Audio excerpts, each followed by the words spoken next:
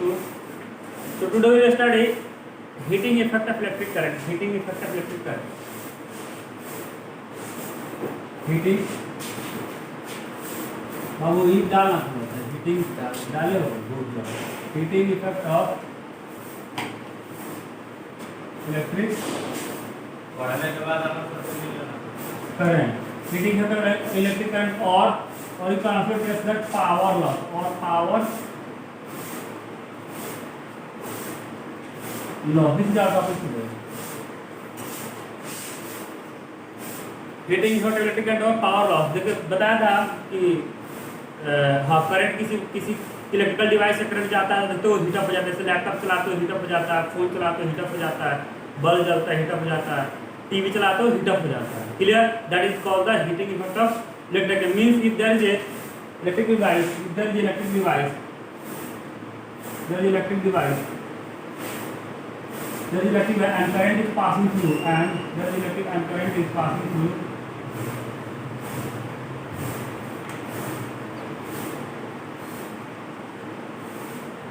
Passing through the device,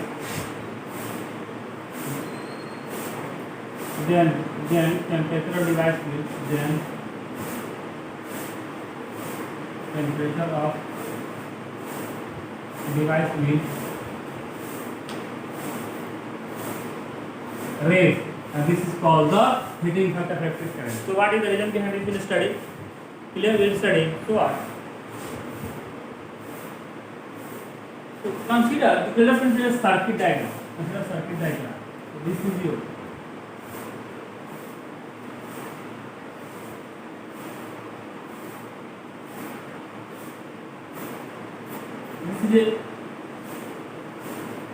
some resistance, some conductor, or some resistor. This may be TV, laptop, कुछ भी हो सकता है, कुछ भी electrical device. This is electrical device, electrical device, and this may be your laptop, your phone, your TV, your fridge, any electrical, your bulb. Clear? Any electrical device. Clear? So this is an electrical device. So this is electrical, and this is the potential. The current will flow from high potential to low potential. So this is the direction of current. Clear? And electron will flow from in this direction. So this is the direction of electron motion. This is the direction of current. Now consider 2 points. Consider 2 points. Point A and point B, and also VA is the potential at point A.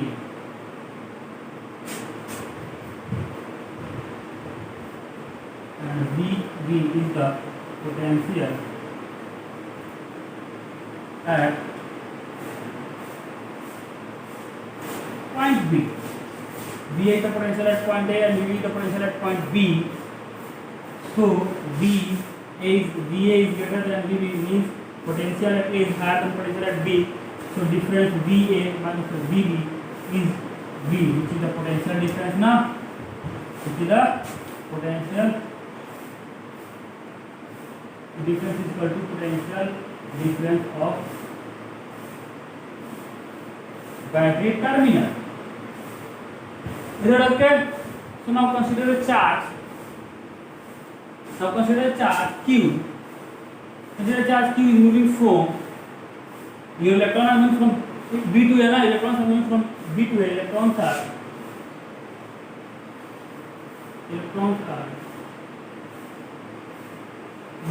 from B to A. Electrons are moving from B to A. So change in potentiality of electron. Change in potential energy of electron will be equal to final potential PF minus of PA, final potential minus initial potential into Q. Is that okay? Is that okay? So what? 100% potential means P V A minus of V na. but your K is negatively charged particle, so there will be minus sign over here. Let us consider electron. Consider electrons in plus of Q. You will have to write minus of E na, where E is the electronic charge. Value of E is 1.6 into 10 to the power minus of 19 coulomb na. So if you are taking one electron and electron is flowing from B to A, in place of Q you will minus, you will have to write minus of E na, where E is the electronic charge. E the electronic charge value is 1.6 into 10 to the power minus of 19 coulomb, and there will be minus sign क्योंकि देता हो ना potential difference में sign also होगा, because potential energy is scalar quantity ना, so you have to consider sign also. Clear? Sign also. So what this is your change in potential energy of electron, that is equal to, उस पे कर दिया screen पे तूने वो auto focus देख आ रहा है स्क्रीन पे पूरा स्पेस में अभी है. ठीक है, चलो लिखो इसको, पहले लिखो बताता हूं.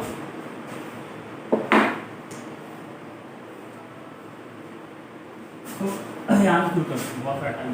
तो बाबू देखो हुआ क्या, your VA is the potential at A, VB is the potential at B, also VA is greater than VB, so change in potential, change in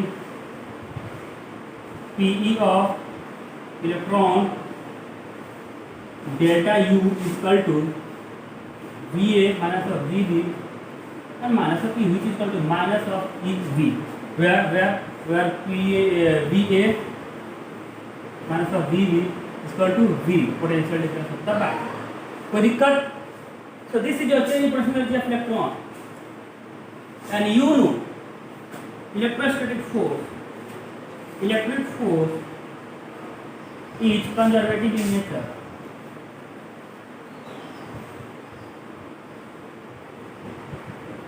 Then sum of kinetic energy of electron plus sum of kinetic energy of electron and potential energy is called the mechanical energy. Mechanical.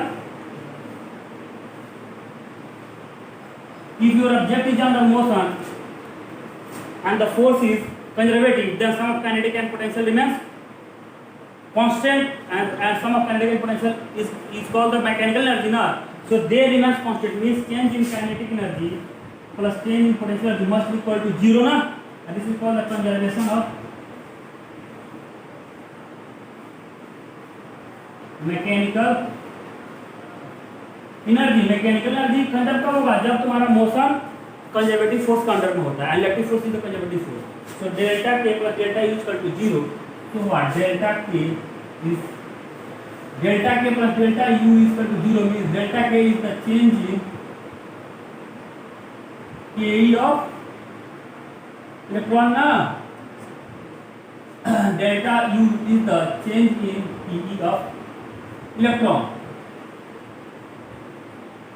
So delta k plus delta u is equal to 0. So delta k must be equal to minus of delta u, and in place of delta u you can write minus and minus of EV, which is equal to EV. Means delta k is positive na, delta k is positive means kinetic energy of electron is delta k is positive means. चलो लिखो इसको आगे बढ़ाता हूँ, लिखो क्या है.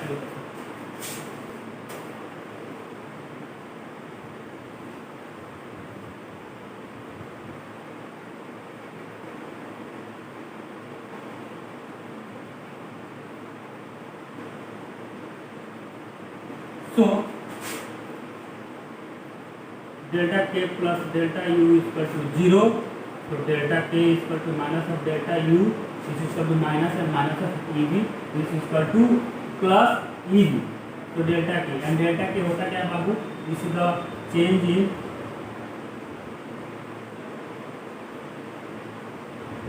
kinetic energy ना,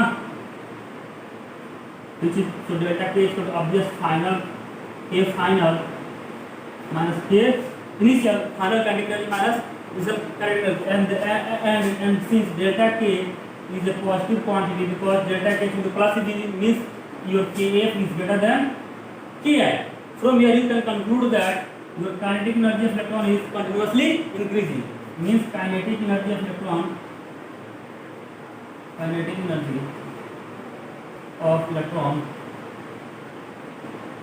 is continuously increasing. Kinetic energy of electron is continuously increasing. So far, formula of kinetic energy is what? This now 1/2 mv square. So 1/2 mv square is the formula of kinetic energy. So this is constant mass of electron, and this guy 1/2 is constant. So if T is increasing, velocity of electron is continuously increasing. So from here you are getting that kinetic energy of electron is continuously increasing. Means velocity of electron is continuously increasing. But experimentally also theoretically we found electrons are moving with a constant speed called drift velocity.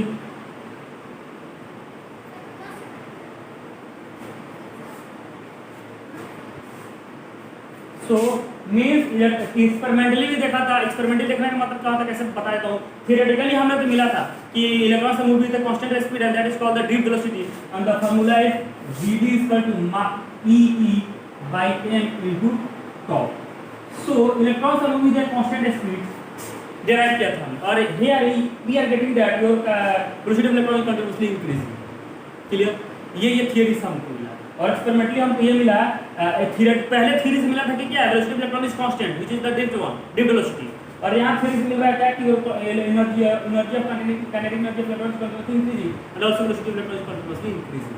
इसका मतलब क्या होगा कि इसका experimental proof ये होगा कि किसी वायर में मान लीजिए सर्किट है, अगर मैं मानता हूँ कि इलेक्ट्रॉन कंटीन्यूअसली इंक्रीज करेगा तो I इक्वल टू क्या है, I equal to NEAV VD, clear VD। अब ये कांस्टेंट स्पीड नहीं मान करके हम वेरिएबल स्पीड मान लो कि स्पीड तुम्हारा कंटीन्यूअसली बढ़ रहा है, तो किसी वायर में मान लो इस वायर में कम ये वेलोसिटी VD नहीं है, मान लेता हूँ कि I जो है डिपेंड करता है V पे, मैं ऐसे बोल सकते हैं I directly proportional to some velocity V ना, and this is V the velocity of electron, यानी जितना फास्ट इलेक्ट्रॉन चलेगा उतना ही क्या होगा, करंट होगा, और होता भी है। तो होगा कि मान लो इस वायर में करंट जा रहा है, मींस करंट इस डायरेक्शन में जा रहा है, electrons are flowing in direction, and since V of electron is continuously increasing, तो पहले क्या होगा, थोड़ा सा कम V होगा, उसके बाद जैसे जैसे टाइम बढ़ेगा V क्या होगा, बढ़ना शुरू होगा। So if you are plotting the graph velocity versus या टाइम वर्सेस करंट का ग्राफ, तो करंट कैसा होगा, ऐसे होगा ना, लीनियर ग्राफ होगा, इंक्रीज करेगा हमेशा। लेकिन हम लोग बैटरी यूज करते हैं, जो रेडियो यूज करते हैं, वो 1 घंटा चलाओ चाहे 2 घंटे चलाओ, करंट का वैल्यू बढ़ता है, क्या करें, अगर बढ़ता तो डिवाइस चलते चलते 1 घंटे के बाद ब्लास्ट कर जाता है ना, करंट हमेशा धीरे धीरे बढ़ता है। Means in experimentally we are getting fix amount of current ना for a given battery and for a given circuit. ऐसा तो नहीं तो ग्राफ ऐसे होता है, नहीं हम लोग कुछ एक्सपेरिमेंटली मिलता है, और आई और ये टी है, हम लोग का ऐसा नहीं है।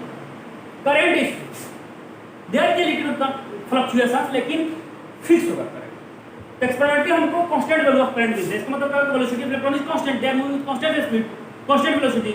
But experimentally you are getting that, theoretically you are getting that your velocity of electron is continuously increasing।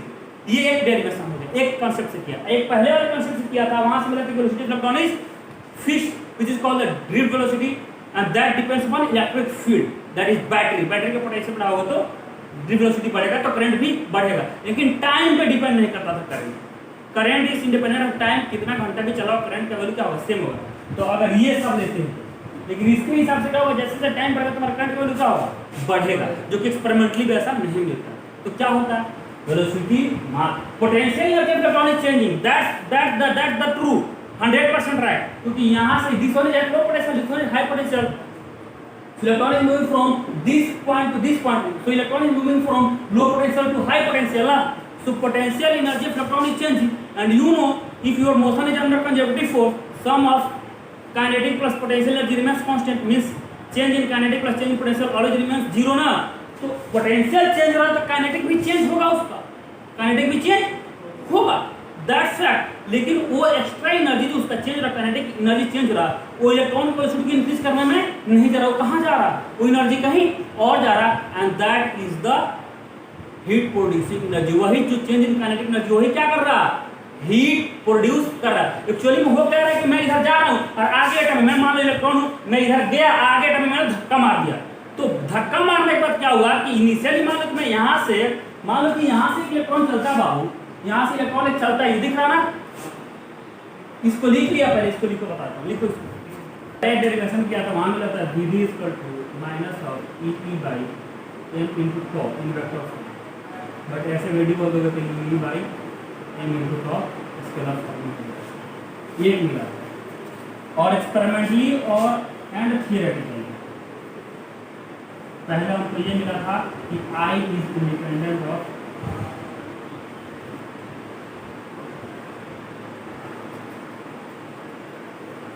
Time. If you are dealing DC, AC में टाइम डिपेंड करता है आई पे, लेकिन हम डीसी डील कर रहे हैं तो हमेशा ऐसा होगा, यानी कि ऐसा किस तरह होगा, ये आई होगा, ये करंट। लेकिन अभी जो डेरिवेशन कर रहे हैं वहां क्या हो रहा है, we are getting delta K some EV and this is positive quantity, means V is continuously increasing.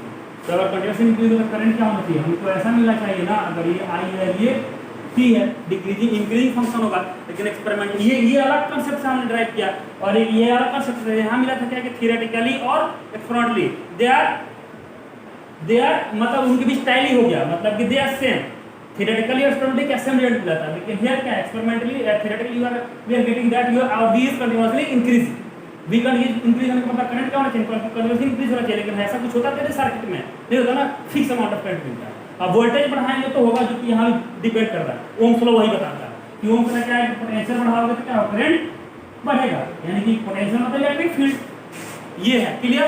तो इसका मतलब ये कि delta K some positive quantity ई, ये एनर्जी जाता है, यही एनर्जी कहा जाता है बाबू हीट में। एक्चुअल में होता क्या है कि मान लो एक इलेक्ट्रॉन इधर से चला, मान लो कि यहाँ डिस्ट्रीब्यूशन है, तो यहाँ एक इलेक्ट्रॉन है और एक यहाँ एटम है, यहाँ एक इलेक्ट्रॉन है और एक यहाँ एटम है, यहाँ एक एटम है, यहाँ इलेक्ट्रॉन है। तो मान लो ये इलेक्ट्रॉन इधर आया, तो ये इलेक्ट्रॉन यहाँ से जब चलेगा तो उसका वेलोसिटी बढ़ेगा, कंटीन्यूअसली बढ़ेगा यहाँ तक। जैसे ही इससे सब कोलिजन करेगा, उसने क्या करेगा, अपना कुछ एनर्जी उसको दे देगा, फिर उठेगा और फिर चलेगा, यानी कि motion of electron is accelerated motion, और इलेक्ट्रॉन्स हैव डिफरेंट वेलोसिटी। लेकिन अगर पूरी एवरेज की बात करोगे तो हो सकता है पूरी एवरेज की देखो पूरे इलेक्ट्रॉन की एवरेज वेलोसिटी तो क्या है, कांस्टेंट आएगा। इसका मतलब ये है कि मान लो कि कोई कोलिजन हुआ तो किसी का मान लो कि 3 से 4 हो गया और किसी का 5 से 4 हो गया, तो एक का घट रहा है एक का बढ़ रहा है, तो एवरेज क्या हो जाएगा, एक कांस्टेंट फिगर आ जाएगा। The motion of electron is accelerated between two successive collision. लेकिन पूरे एवरेज की बात करोगे, पूरे इलेक्ट्रॉन की बात करोगे तो उनका एक फिक्स्ड वैल्यू आएगा। ये किसी पार्टिकुलर इलेक्ट्रॉन की स्पीड नहीं है, वेलोसिटी नहीं है, ये एवरेज है, किसी का इसके इक्वल नहीं होगा। And their velocity not constant. If you are observing electrons, different electrons, मान लो इसको ऑब्जर्व किया, इसको किया, इसको किया, they will have different velocity, they will, but if you are taking their average तो ये फिगर आएगा विच इज कांस्टेंट। तो हमको क्या है, करंट जो मिलेगा वो सबका इफेक्ट होगा ना यार, करंट जो मिलेगा एक इलेक्ट्रॉन का थोड़ी होगा, मिलियंस ऑफ इलेक्ट्रॉन से, उनका जो कंबाइंड इफेक्ट होगा, because current is a scalar quantity, सबका सम लेकर हम देखेंगे तो हमको क्या मिला, that is independent of time, means velocity of each and every electron depends upon time, that's okay, but there average velocity is independent of time. Average की बात करो तो टाइम पे इंडिपेंडेंट होगा, टाइम पे इंडिपेंडेंट होगा तो करंट भी क्या होगा, will be also independent of time. तो ये जो डेल्टा ये है, ये कहाँ चला जा रहा है, यही कहाँ जा रहा है बाबू, कोलिजन में इलेक्ट्रॉन किसको दे रहा है, एटम को। एक बार कोलिजन हुआ, एटम को कुछ एनर्जी दिया, फिर उठा, फिर चला, फिर कोलिजन हुआ, फिर एनर्जी दिया। This energy is transferred to atom during collision. Delta की amount of energy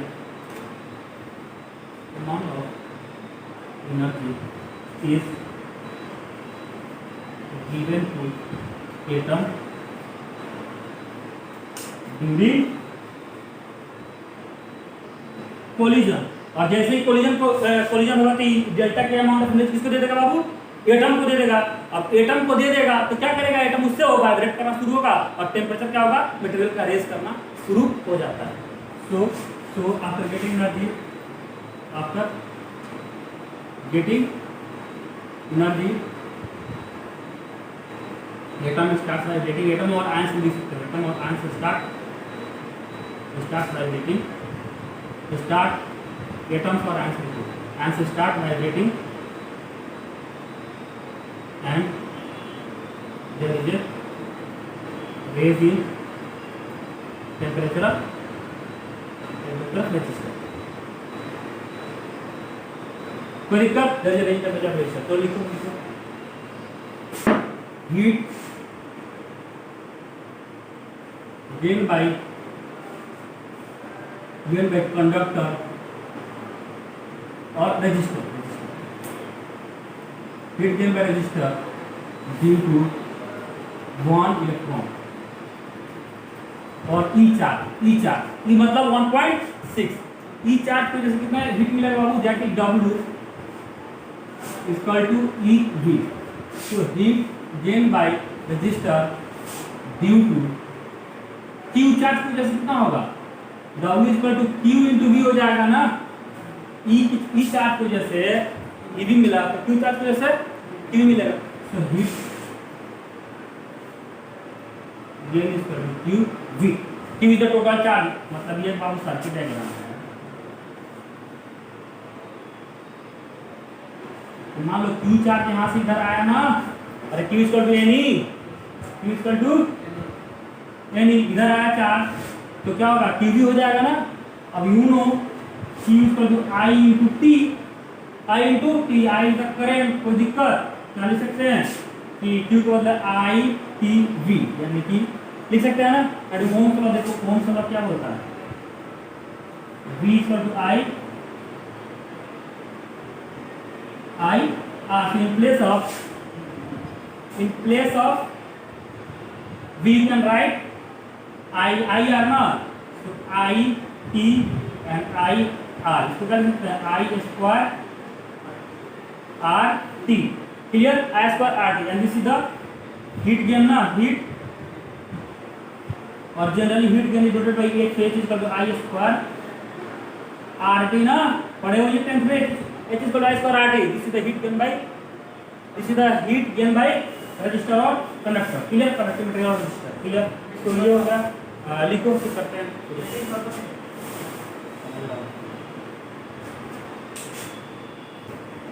So this is the heat gain by the resistor or material is I square RT. Which is I square RT. So there are different forms. You can also write H is equal to S is equal to I square RT. This is the heat gain by resistor. You can also write H is equal to VIT. ये भी लिख सकते हो. Now let's study power loss. Power loss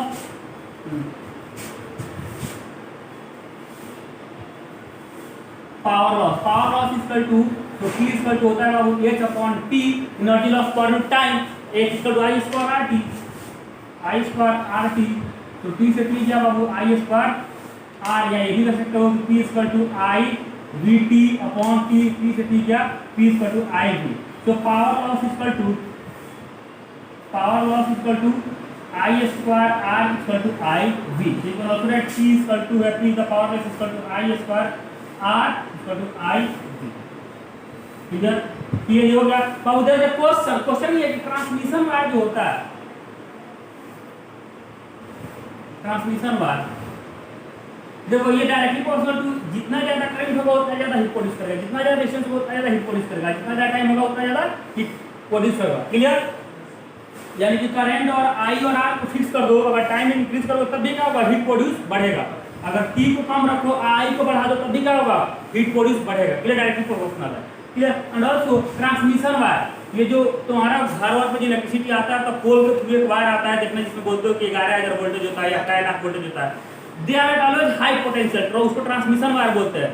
power station से बिजली आती है ना, रोड के थ्रू जो आता है ना कनेक्शन करके, तो वो हमेशा हाई वोल्टेज, ट्रांसमिशन वायर जो होता है हाई वोल्टेज पे होता है. वाई हाई वोल्टेज पे, हमेशा हाई वोल्टेज पे 2 लाख 1 लाख 1000 में होता है, 10,000 वोल्ट 11,000. जो हम लोग के आता है वो 11,000 वोल्ट का होता है, जो पोल पे जो वायर होता है हमेशा हाई वोल्टेज पे होता है. Why what is the logic behind it? High voltage क्यों रखते हैं? हाई वोल्टेज रखने पर रिस्क है, कोई मर रहा है, देखते हो किसी को लगता है जरा से झटका तो मर जाता है.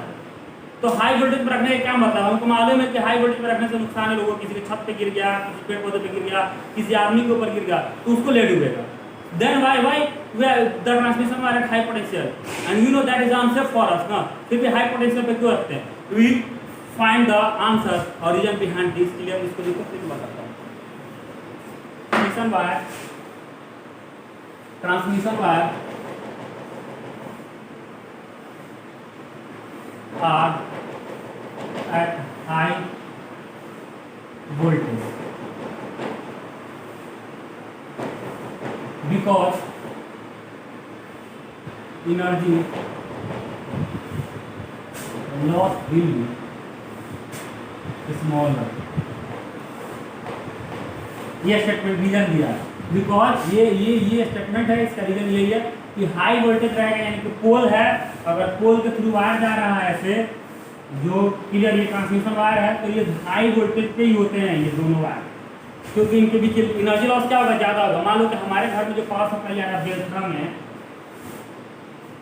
तो पावर सप्लाई मान लो कि 1000 किलोमीटर दूर से आ रहा है या 200 किलोमीटर दूर से आ रहा है. तो 200 किलो दूर से आ रहा है तो क्या होगा, अगर पावर लॉस होगा तो इसी बार में पहले तो यही गर्म हो जाएगा ना पहले, या इसी में लॉस ज़्यादा हो जाएगा, तो हमको जो पावर मिलेगा क्या मिलेगा, कम मिलेगा. तो हमको ऐसा काम करना है कि जो 200 किलोमीटर से दूर आ रहा है इधर कोई लॉस नहीं हो, इधर हमारा घर है तो हमको घर में मान लो टीवी चल रहा है, इसको पूरा पावर मिले, या फ्रिज चल उसको पावर, इधर पावर लॉस क्या होना चाहिए, कम होना चाहिए. इधर इस वायर में इस वायर के थ्रू आ रहा है, there should be zero loss in transmission wire. Clear? Transmission wire में लॉस कब होगा, जब हाई वोल्टेज इसमें जाएगा तब. उसका प्रूफ तुम्हारे बुक में नहीं है, लेकिन मैं करवा देता हूँ, तुम्हें अच्छा लगेगा तो हम कॉल कर देना, ठीक है? बुक में तो सिंपल स्टेटमेंट दे रखा है. तो देखो होगा क्या बाबू, करें फिगर बनाते हैं सही से. 2000 से 200 किलोमीटर 1000 किलोमीटर दूर से आता है इलेक्ट्रिसिटी. अगर पावर लॉस होना होता तो वायर में ही लॉस हो जाएगा, पतले के वायर ही गल जाए, है कि नहीं? मान लो कि हमेशा वायर रहता है, लाइट रहता है, वो उसमें करंट रहता है, तो हो सकता है इसका टेम्परेचर तो मालूम है heat direct proportional to time, जैसे जैसे टाइम बढ़ेगा हीट प्रोड्यूस करेगा, पतले के वायर ही मेल्ट कर जाए. उसको अवॉइड करने के लिए है ना हमने साइंस यूज किया. तो होगा क्या, मान लो कि घर में यानी कि ट्रांसमिशन वायर है बाबू, ये मान लो कि 1000 किलोमीटर से आ रहा है. दिल्ली से आ सकता है क्या? अरे यार ज़्यादा हो गया, 500 किलोमीटर रखो.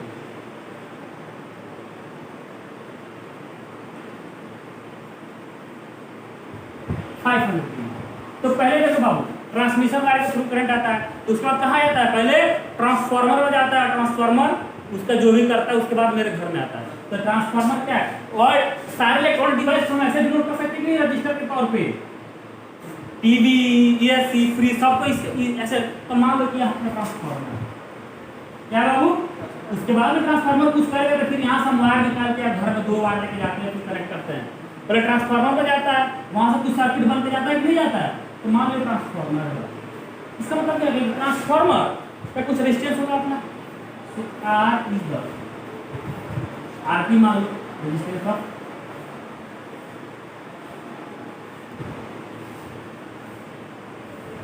ट्रांसफार्मर. अच्छा, जिससे ट्रांसफार्मर जिससे इलेक्ट्रिकल डिवाइस, इसका एक अपना पोटेंशियल होगा जिस पोटेंशियल पे ऑपरेट करता होगा. तो मान लो कि V is the potential across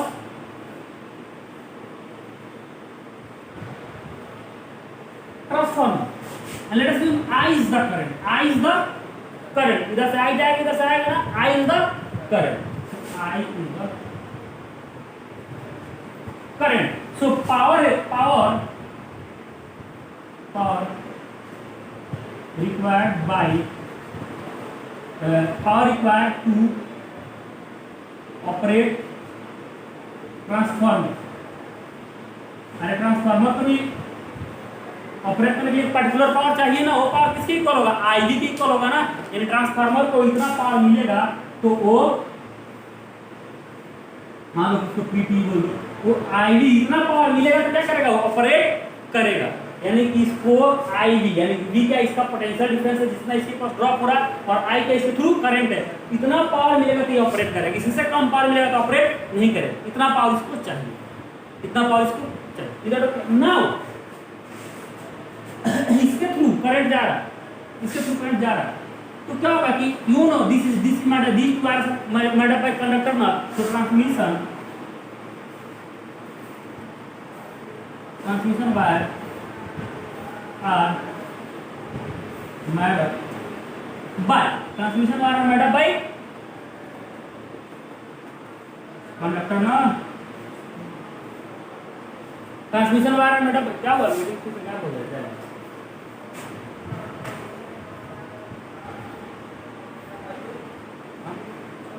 मेरा ये क्या बोल रहा है?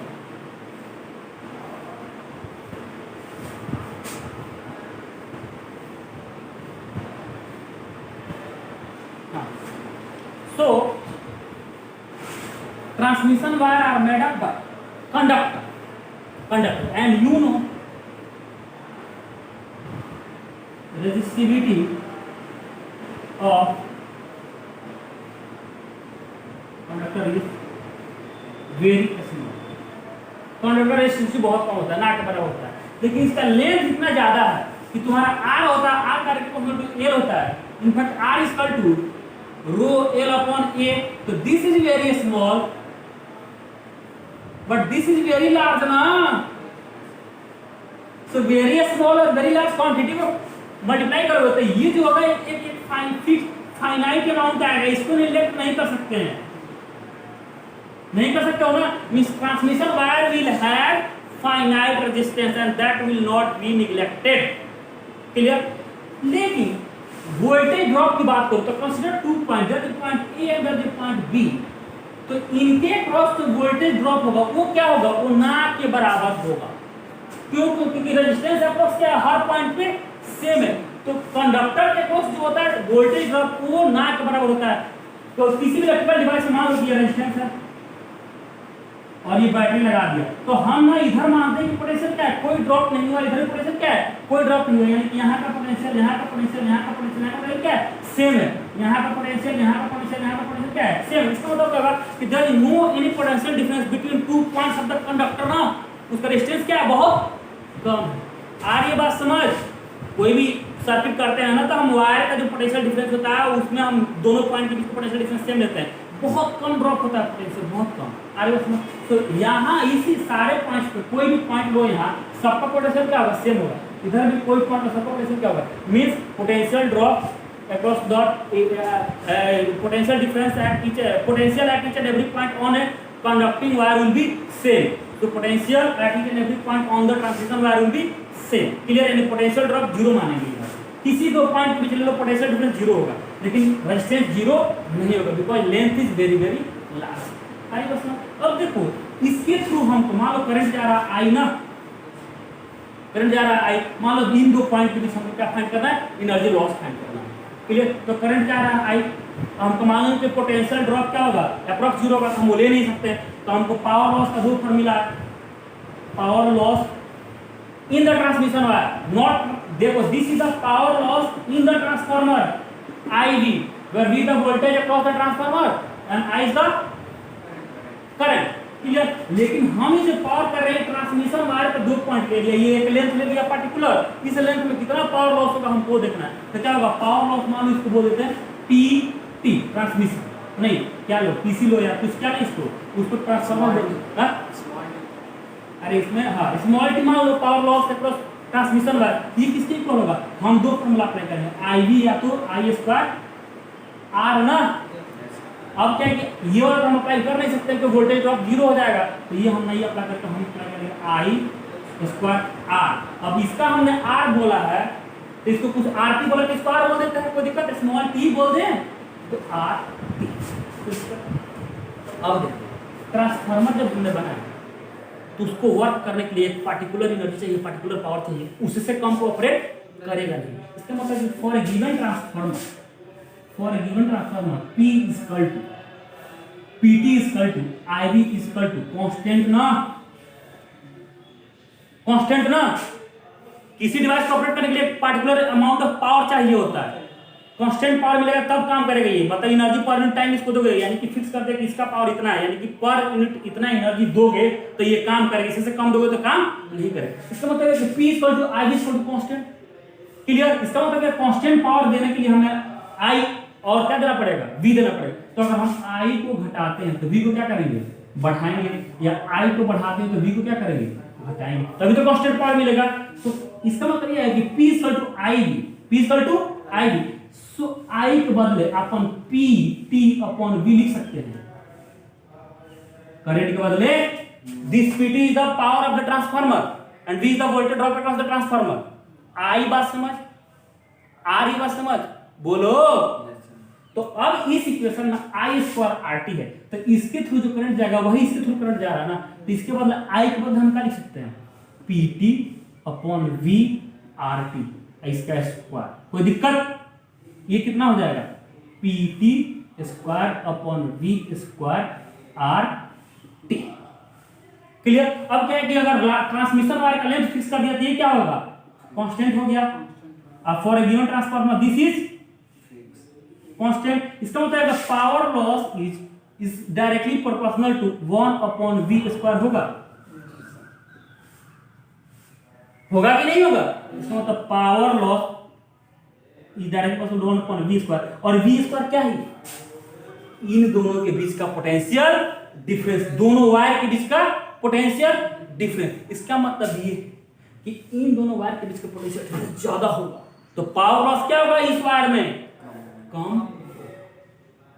अरे बस अगर करंट ज्यादा करेंगे तो क्या होगा, देख रहे हो, पावर लॉस क्या हो जाएगा, ज्यादा होगा। इसीलिए transmission wires are at high voltage and low current to avoid the power loss.